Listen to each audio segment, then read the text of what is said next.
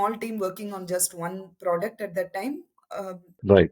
Very lovely conversations, deep engagement with whatever we were doing in person So working. that is a very good point that you brought out. A team working on one product, Yeah, right? And one this one because in my journey as an entrepreneur, I was a little confused in terms of whether I should be looking at the breadth or depth, right. right? And many entrepreneurs do make that mistake of saying, okay, because to get the market segment, right, they do focus on multiple things at the same time. And most often than not, it doesn't work that way. And the proof in the pudding is basically how EA is grown, right? And I know a few other companies like Chrysalis in Chennai who have all focused on one product to start with and then branched off to Absolutely. adding more and more as Yes. they felt comfortable with one. Yeah. And there are many entrepreneurs and founders and startups that come today in the education, especially with technology being complementing that, right? Yeah. Yeah. And I have mentored a few of them, and sometimes I do feel that they are little confused in terms of where they want to start, whether they should be focused on one or multiple things. So I think that's a good learning to take forward, Yes, it right? is. See, EI has established such a strong credibility in the space of assessments, Right, right, and all yeah, their products are like, related to this right, yeah. core. What do you call that? Their core That's the activity, strength. Yeah, core core product, strength, or what core core strength? product, which is the assessment. Yeah, correct. Yeah, Right. so Yeah, that is something which is a fantastic approach they have taken, and that's why they are yeah. very credible. Without a Mm, second thought, people think correct. of educational initiatives today simply because of that, I think. Right, Though I right. have not Yeah. been associated with them for a very, very long time. Mm, So yeah, right. so while I was working with EI, I have gone to schools with Mm, the tests we have designed to administer them and bring back the scores before we sent it out as asset mhm. papers.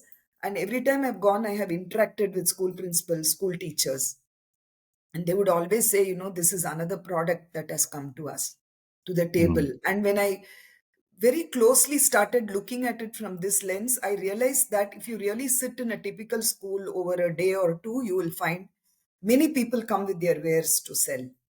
One Right. person says, I And cannot. I probably was one of them in the first part of my entrepreneurial journey where I better I used not to go to continue the schools. conversation this way. No, but please go ahead. You're right because I was looking at it from my perspective, but then I didn't know what the principals and the decision makers were thinking from their perspective to say one more vendor coming inside and to sell their product, right? So it all depends on the perspectives that each one of us carry. Correct, absolutely. Yeah, And somehow yeah, everybody thinks that they have a solution to the woes and worries of the school, and they can improve the performance of the school. mm, But if you really look at the reality, how much of these external products, however good they are, actually get integrated, right, right, into everyday yeah, classroom practices, rather than looking mm, at oh, I have like, suppose you have a computer program, somebody sold that product, and you have established a computer lab and they're doing it, becomes like an appendage. So, the teacher is moved out, and then there is this organization's product which is running the program. So, this is something which, I started observing and asking myself whether we are actually strengthening the school by doing this, mm, or are we handing over our areas that we have to improve upon to someone else? And someone is else. this the right way of developing a school? Now, for example, having an automated system for maintaining attendance, maintaining student reports, that's something I cannot do in house in a school. So that's Good, okay. good, But in terms of products that are related to learning, to teacher education, I mean, there are some areas where we do need external support, but products. So I started looking at these things from a very different perspective, and I wasn't very convinced whether working as an external agency, however strong you are, whether your potential is actually being used to the fullest, Mm. Right. unless you have Yeah. so much of credibility and you're Yeah. working so closely with the school that you're able Mm. to see your you know product being integrated into it. And used, utilized to the full its Yes, full to the extent. fullest Right. potential. Yeah. Yeah. Yeah. Yeah. So then, So is that why you became a headmistress and a vice principal? yes. Okay. Okay. Yes. So, Right. so when I had quit EI educational initiatives, I took up. I applied to a job as a head, like any other, like applying to Eklavya. I applied to a school in Hyderabad, which had advertised for the post of a headmistress. New Uh-huh. school, um, Srinidhi International School, and I applied for it. And once again, I was fortunate enough to that I was considered and trusted with the responsibility. Uh-huh. So when I had joined Srinidhi, we were going to launch the school the following academic year, and about 6 to 7 months ahead of time, we had they had tried to put the team together. Sure. So every nut and bolt, starting from discussions on what the furniture should be, what the curriculum has to be like, what the school has to be like, what the team has to be like, and teacher interviews. And we had excellent consultants and mentors Uh-huh. as part of our board of directors.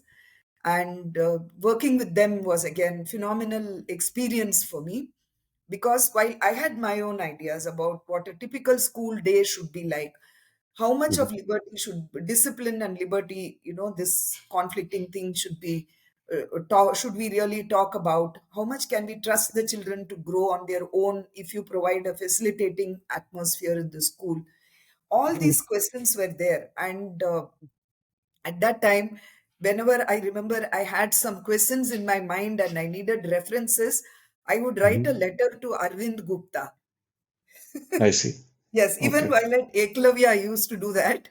But I Mm. had reduced it. But when I joined Srinidhi School, I would write a letter to Arvind Gupta. I don't think, I never even asked him whether he wanted to talk to me or not, but he would very sincerely send me reference books, sometimes copies, respond to me, and he would sometimes give references of his own work. He has done phenomenal amount of work and tell me how Just to. as a, sorry to interrupt again. So, just for the viewers, can you explain who is Arvind Gupta? Arvind Gupta, I don't know how to actually explain who he is. Most of them Right. know Arvind Gupta because he has done a lot of work in designing simple activities with materials that are around us and using that to give hands on experience and build conceptual understanding in children. Sure. And Sure. the amount of literature he has put together. There, I don't Uh-huh. know whether we still have that, but earlier we used to have a website called Arvind Gupta Toys. And if you I think visited I the have seen that. I think I have seen that. Yeah. yeah, Right. Yeah. phenomenal amount of literature he has put together, and he's a scientist Hmm. actually, and a teacher, and yeah, he's done a lot of work. And for me, he was my what do you call that? A guru who I have never met. So I would Right. write to him and he would respond, and very kind of him to have done that and gave me it provided me a lot of help. And Yeah. I had a fantastic team in Hyderabad from whom I learned. My art teachers, for Mm-hmm. instance, they didn't run an art class just for the sake of art. And I always believed that, art is very closely associated with language, and language, expression, thinking, logic, all these things develop hand in hand. So you cannot do say art for the sake of art. So one of my art teachers had come with an experience working with the Krishnamurti Foundation, Hmm. and he and I really got along very well because we thought alike. So our children did a different kind of artwork where they were given a theme and they were asked to draw, and not only draw but to write. So this was unedited work, and for our grade one children who could not write very well, verbatim, mm, whatever they said about what they have drawn would be written by the teachers themselves. We were a small schools, and there were two art teachers, and they could do this with the children. And we would mm, publish their collection, their work, every now and then. And publishing is mhm, not through some great publishers. We use the photocopying machine in our own school, and exactly what the children had done used to be published. And this actually reflected their language development and their expression, and it influenced their language learning, their reading, their articulation, and their wanting to go and read different things in the library by themselves in a good, phenomenal way. And mm, theater teacher did the same thing. He made them write their own stories, script, and also enact. And with mm, the help of art teachers, they would design their backgrounds and everything. So this mm, was a school where we worked as a team together. It was not one person's strength, but yeah, the nature of the team itself actually propelled the school forward. mm, So mm, that was my that's, experience in Srinidhi. And so my only challenge in Srinidhi was I was in my mid 30s then, mm, and I did not focus so much on people management. mm, You're working with senior teachers yeah, collaboratively, and there are sensibilities. And I think that was an area which got flashed every now and then, that I had to be tactful. Sometimes being honest does not really work. You need to be tactful. You're not dishonest, but you need to be tactful. Know mhm, what to say, know how much to say, what not to say. This is a learning with which I came out of Srinidhi, along with the fact that I wish I could run my own school this way, with the same kind of freedom and also, of course, resources. So mhm. so I lived my dream through Srinidhi, I should say. And yeah, I And came then you back to joined Abacus Yes, Montessori, I came back to Chennai, domestic compulsions again. right? Yeah, Um, Abacus Montessori is a very well-known school in Chennai. Uh, One of the yeah, oldest Montessori schools, mm, which was a 20-year-old school, and the Montessori environment had teachers who had established and grown with the school. mhm, So for me, who was not a Montessori trained teacher, whose mm, only exposure to Montessori was through a school called Shreyas run by Leena Sarabhai in Ahmedabad. And again, thanks to Eklavya, in a way, she introduced me to, Montessori environments and yeah, materials, because I had to teach philosophy in education, and being with that school actually helped me, and my own observations with my students in other Montessori schools. So I joined Abacus Montessori as a vice principal. mhm, Um, I insisted that I worked as a teacher. I taught mhm, classes, and worked only on the academic part, not on the administrative part.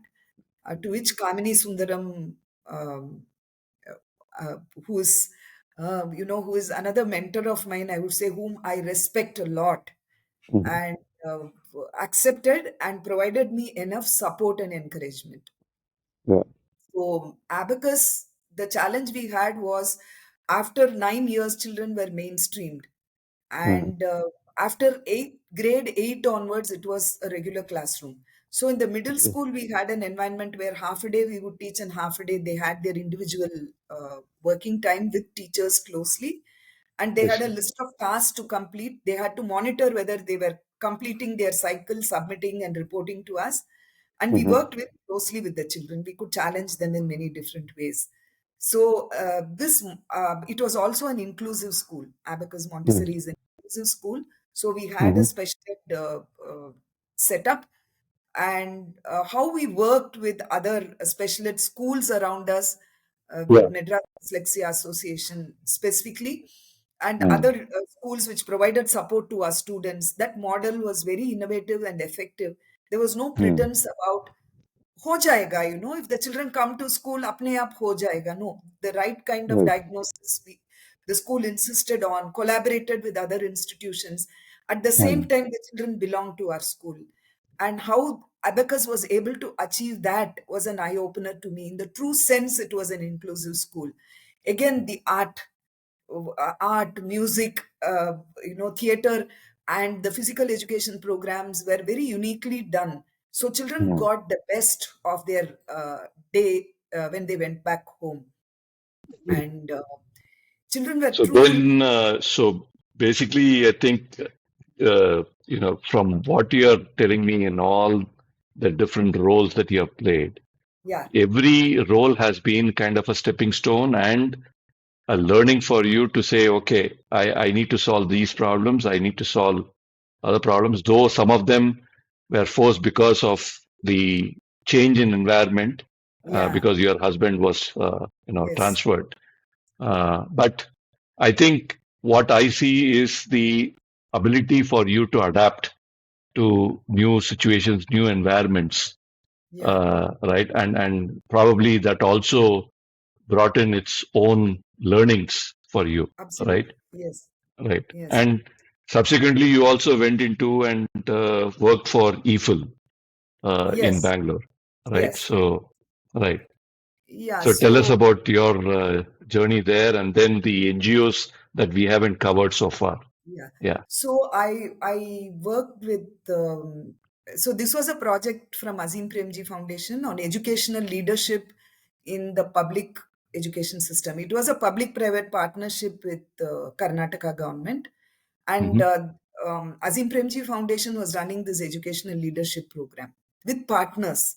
So one of the Right. partner in this program was EFIL. Mm. EFIL and their parent organization Arpita delivered a personal development program where you understand yourself, your core beliefs, and how Yeah. personal transformation can happen if you address these things. And you had a clear vision for life, you understood your values and beliefs, and they had distilled the program for adults into schools. And EFIL was delivering that for schools, while the OD was addressed by the parent company Arpita. I So, see. since EFIL was a partner for Azim Premji Foundation, Mm. I had joined EFIL as a faculty and Hmm. I worked with schools delivering their program. eCube, it was called. Right. And I also worked on the educational leadership program with Azim Premji Foundation. Mm. So till then, I was an armchair critic of the government education systems, how the Yeah. teachers were inefficient. Why isn't this happening? Why is there a caste discrimination in schools? It should not happen. You cannot discriminate children based on caste and other Yeah. criteria. You're coming to school. There was, I think, I if you put me in a room full of people and everybody allow us to criticize, I would be one of the biggest critics of the way the public education system was inefficient, Mm. in spite of having all the support from the government. But this exposure, challenged all those things, and I kind of sobered down completely. I developed a good understanding of the organization structure and how well the it was organized in terms of different tiers, so that you can really reach the grassroots, and Right. how at every level people were trained in the vision, in the learning outcomes, in teacher training. And it was not that there was a head who was qualified. Teachers Yeah. actually were taken into these roles of cluster development, cluster heads and block heads, and they were all actually trained in that role. So Mm. everybody had the opportunity in that leadership space. But the complexity of cultural beliefs, of Right. societal beliefs, of economic backgrounds, Mm. um, abject poverty, which Mm. determined the priority, whether it is education or looking for a meal. All these things actually, why should the parent drink, for instance, and beat up children? Yeah, Mm. all kinds of things I think I have said whenever I had an opportunity. Very Right. Right. privileged space we come from, no? But Yeah. being with Azim Premji Foundation as part of this program actually grounded me to the realities and Mm. the number of variables that dictate the effectiveness of the nature of the solution, the number of solutions, and the effectiveness of how you deliver these solutions. And in Mm. spite of this, if we have been able to do what we are doing, I think we are actually moving towards the vision, which is our North Pole star. I'm not saying that there is no scope for improvement. I'm not saying there is no efficiency. But I have also met dedicated teachers who work with children closely and passionately in this system. And what Mm. kind of leadership qualities actually uh, they have grown in their jobs. And that was a big learning for me. And therefore, if I look back at my role, in teacher education, I come from a very privileged space, and therefore I should not look at them as my learning very proudly as achievements compared to what these people go through. I'm not comparing, but I'm just Sure. saying that Yeah. would Yeah. I be able to deliver it if I were in that space? I Mm. don't know. I cannot say a yes or no, but I came to be empathetic about the space Right. these Right. teachers work. Yeah. And the EFIL So program, probably that's what led you to join Sriram yes, Foundation and right. absolutely. Yeah. Mm. Shriram Foundation did not work with the public education domain, but they worked with rural schools in Andhra, Mm. specifically in Andhra, and really interior areas Mm. where low-end schools were being run because of societal aspiration again, that you Mm. believe if my child goes to an English medium private school, my child will be able to propel into a different space. And these low-end schools have teachers who are local teachers, coming from the same community, and limitations in terms of conceptual understanding, no lab facilities. So, no matter how, at a top level, you talk about learning outcomes and hands on experiences, these schools are actually neither accountable nor equipped to be able to deliver Mm. that. So, Sriram Mm. Foundation did I think their objective and their mission Mm. was spot on. Mhm. So we tried to do different things when we worked with these schools, Sure. by creating a mobile lab, working in advance on what they had to deliver a month later Mm. or a month and a half later. A rota for a very nice mobile lab that will travel to different schools and spend time. So children get either an exposure to the hands on activity before they are taught or after they are taught. So This is that's the similar way. to what Agastya is doing now with the Exactly. Yes. right. Right. Yeah. Yes, Yeah. yes, they are doing. So I did Mm. work with teachers of these schools when I was part of Sriram Foundation, Mm. and then that funding and the project was closed Sure. down. Right. Yeah, And so then you then moved to Pune. I moved to Pune. Yes, I moved to Right. Pune, and the timing was perfect for me because uh, Prasadram of Guru Guru. had Right. just collaborated with Gyan Prakash Foundation Mm. and India Education Collective, to take his learning navigator into the government schools. Right. So, Gyan Prakash Foundation was looking for somebody, and happened to be at the right place at the right time. Mhm. So, uh, the EdTech always intrigued me. Mm. So Right. yeah. So I always looked at the products and then said, why are we doing this? Why are we doing that? Is this what they are the tech products actually delivering? Mm. All these things were there, and I think I had a bone to pick with the engineers also who are designing these edtech. I said, how can you not involve, whether it is any planning happens at a level where the end users are barely involved in it.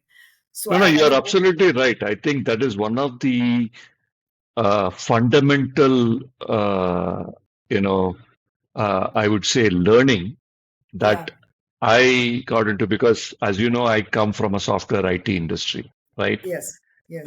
Though, yes, we did go, we do requirements gathering.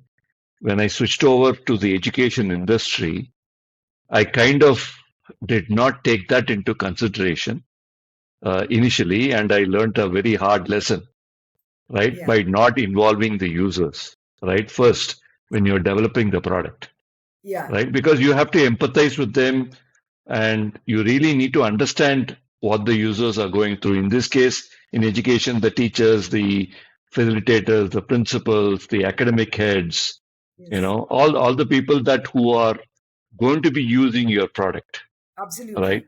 Yeah, Yeah. yeah. Go So, ahead. so yes, so yes, I had this thing like, why teachers are not involved in this.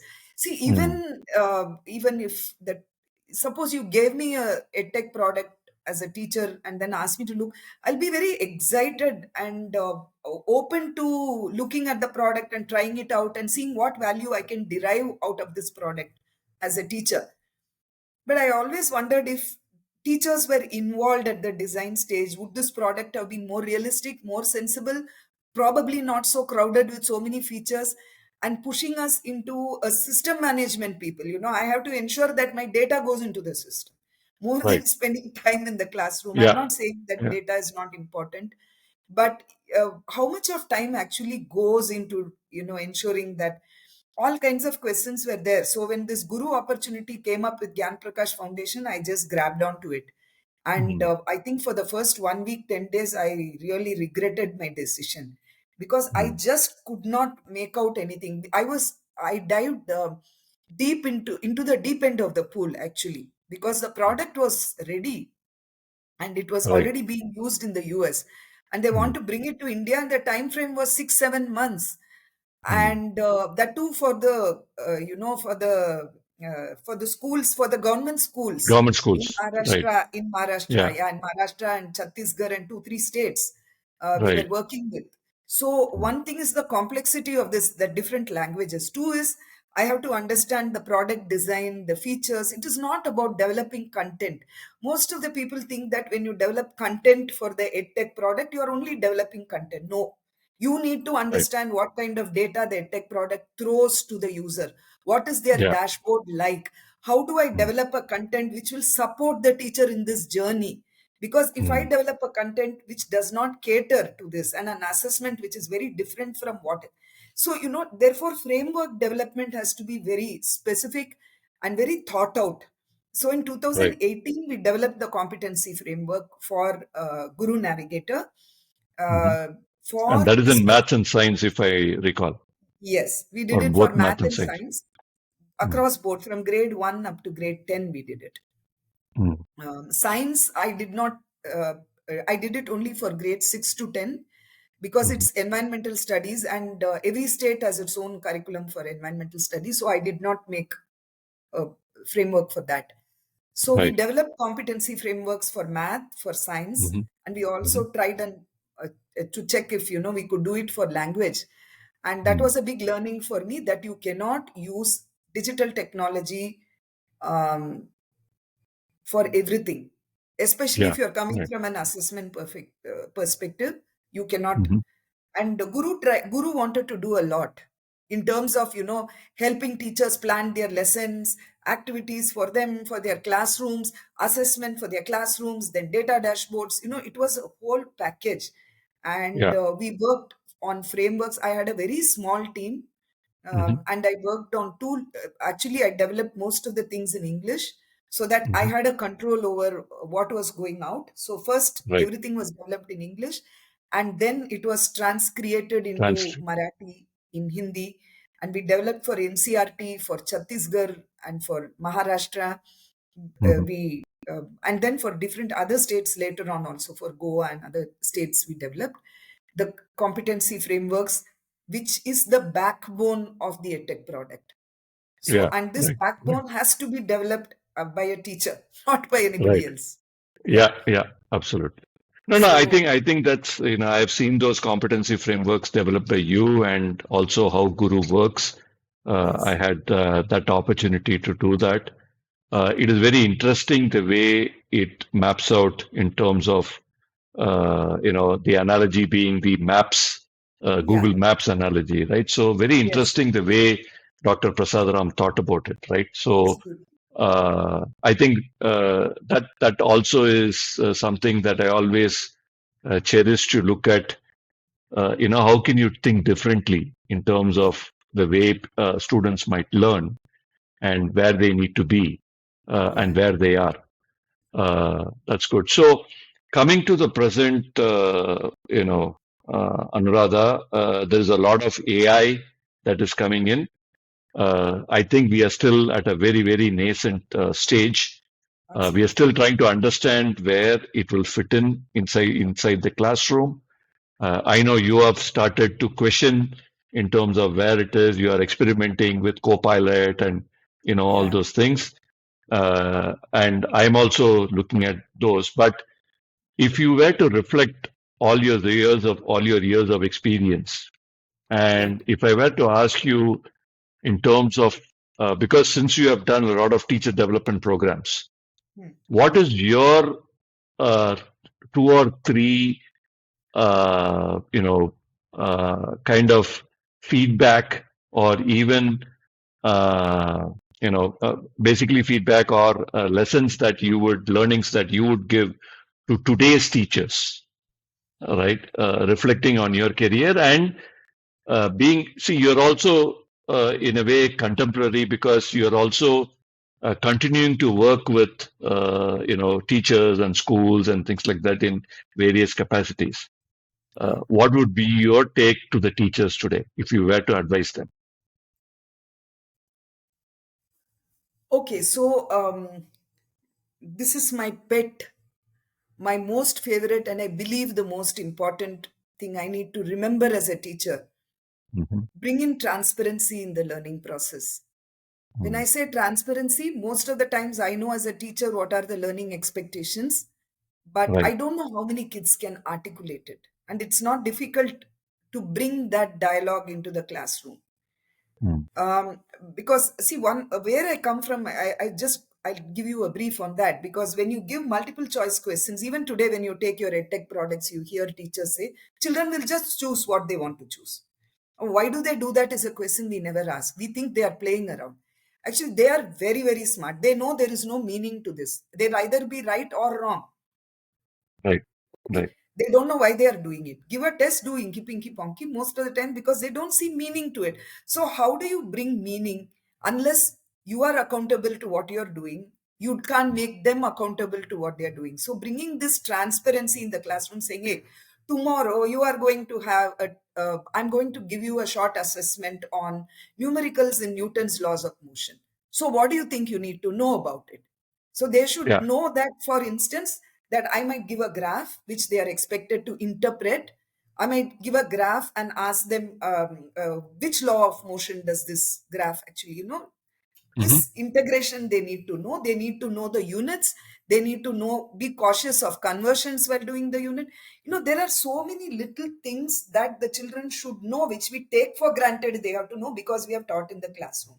But I Right. believe over years that if the child is able to articulate this is a simple study skill, and say that now that I think I'm prepared, have I done all these things? Will I know tomorrow when I'm writing a test, I'm going to do this? Secondly, Hmm. when I administer a test, for instance, a multiple choice or even a descriptive response, I don't have the time to ask my children, why have you made this choice? Yeah. So Yeah. I think there should be time for a teacher to have this dialogue.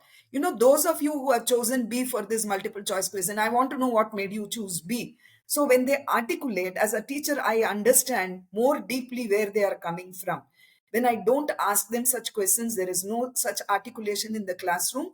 They don't think they are accountable for their choices or responses, Yeah. right? Yeah. Right. So therefore I think this is one thing which is a practice that is needed, and no AI can bring this practice in the Correct. classroom. That's up Correct. to me Correct. to create the space for these discussions. Hmm. And well, the second thing is the soul connect, which AI cannot bring. AI Yeah. can give me data, but if I should make this data work and make the best use of this tool that is given to me, I need to have a connection with my students. Mm. So how do I establish that? So Correct. completely, everything to do about classroom management, things like this. So I think these two are my, passion. And in order that these things happen, the way we look at teacher education and the seriousness we associate with the profession, that is the crux. We lose a Right. generation, if our Yeah. education system continues the way it continues. The iniquity Mm. is so big. The quality Mm. of teacher education, I absolutely say that I don't know about the professional development program. Maybe in-service teacher programs are better than where we start with. And we need to get serious about improving the quality of teacher education programs and technology access, technology integration. Now, where Right. AI could help is there are areas where there are no teachers. Mm. How do we actually exploit technology and deliver what has to be delivered to these students innovatively? There may not be internet, but is there a way to address this? This is something Sure. which I think we need to seriously think about, because Right. the same teacher teaches tuition. in most of these interior areas where there is no technology penetration. If technology becomes the tuition teacher, in some way right. we are able to give this access, the quality of learning could improve. But So, then again, I go back to the statement that you made, and I also very much align to that. The fact that yes, technology can play a significant role and be yes, complementary to the teacher, but we also need to understand the problem so that we bring in the right technology uh, into that environment, right? yes, So yes, I think that is also important because today there is a lot of hype. Uh, you can also use, as you and I have kind of experimented in the last month or two, there's also a certain space where we can explore and use AI or technology in general, right? yes, But at the same time, I think we also need to be careful in terms of listening to the user, listening to their problems, yeah, and then seeing what can fit in into this problem and how we can solve those problems.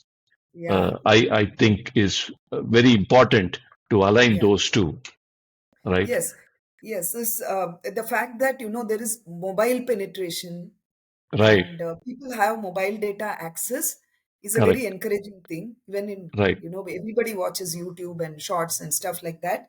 right. But so can we develop a product which can use this little bit of mobile data people have rather than creating one humongous great product which won't even get loaded onto their No, no, but mobiles? then again, no, no, that's a good question. That's a good point. But then again, the mobiles are with the parents, Teachers, right? The children the parents, do, yes, right? And 80%, 90, even though the penetration is good, the parents are still wary of giving their mobiles to the children, right? right, So yes, again, we have to look at the demographics of the school in terms of where they are. 50%, 1.5 million schools, and then 50% of the students go to the government schools, 50% go to the low income and private schools. But the penetration inside the classroom in terms of technology is very, very low, right? right, So we need yes. to design systems and technologies and catering to that environment until everybody has access to it, right? Absolutely. Uh, Yes. And also, the narrative yeah, that we weave around in communities to build right, the confidence that there could be strategies where, you can allow your child to use a mobile. right. I mean, I don't have answers, but that's just a thought Yeah, that yeah, because if you see most of these edtech app, they're heavily loaded. mm, And if you really want to take it to people who need it, because yeah, if I'm a top end school where I have good internet connectivity and stuff, I have choices. right, But right. if you keep Yeah, moving down the ladder, there are no choices. So can we develop, maybe it's a unidimensional app, doing only one thing, but that right. one Yeah, thing should be useful to the teacher and to the students. yeah, So that thought keeps running in my mind, and probably there are the edtech, the current crop of young edtech people might be thinking on those lines, and I'm not aware. But possibly through this group that we are members of, yeah. I could get enlightened about all these No, things, no, and I that hope. is also my hope, and I'm sure there are a lot of people in that group and even Yeah, beyond. So, thank you very much, Anuradha. It has been an enlightening conversation for me. I think I have learned much more than I did 1 hour ago. Though it has gone beyond that hour. I thank you for your time. And yeah, I also hope that you have also brought out certain aspects that I think we need to delve deeper. And and I'm sure when viewers, members look at this, they might come back and probably we might have further discussions with some of them, right, who are yeah, interested in that. I think that is a conversation that I'm hoping that it will develop into, right? And yes, there are others who might look at it and say, okay, look, there are two, three problems that I see here that has been, discussed here. We are doing this already, right? Like you pointed out, if that can be done efficiently and that is solving a set of teachers' problems in government schools or low income schools or majority of the schools, across the board. Why Yes. not? Right. So thank you very much for your Thank time. you. Thank you. And It's been a we pleasure. will continue to interact offline and probably come back online later. Sure. Yeah. Yeah. Thank you. Thank you very Thanks. much. Yeah.